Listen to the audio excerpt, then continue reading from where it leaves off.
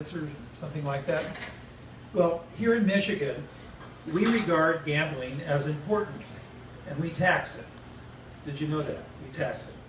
So we have a special department of state employees, I think there are over 180 of them, that are to audit these machines. They're to see that they're working properly so the state gets its cut the way it should.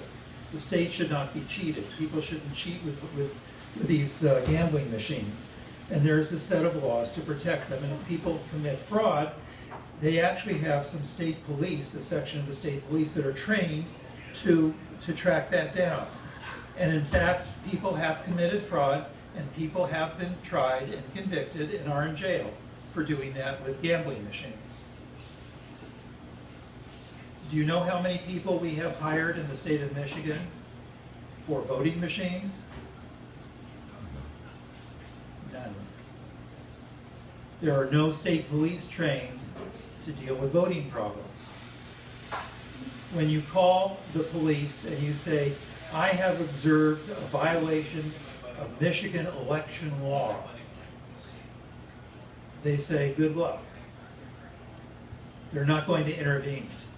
There's no law enforcement in Michigan for election administration violations. Now there might be a little bit with voter fraud, but that's very limited. There's no external audits, checks, or balances. And I could give you lots of examples, but let's move on. So the vote counting is inside a black box, this box. It can't be verified and there's no transparency. So what we have, I mean, not meaning to be disrespectful, we have faith-based elections, I call it. You just have to believe because there's no way to verify it. The programming itself is proprietary. In Michigan law, you're not allowed to find out how this machine is programmed. That's in the law.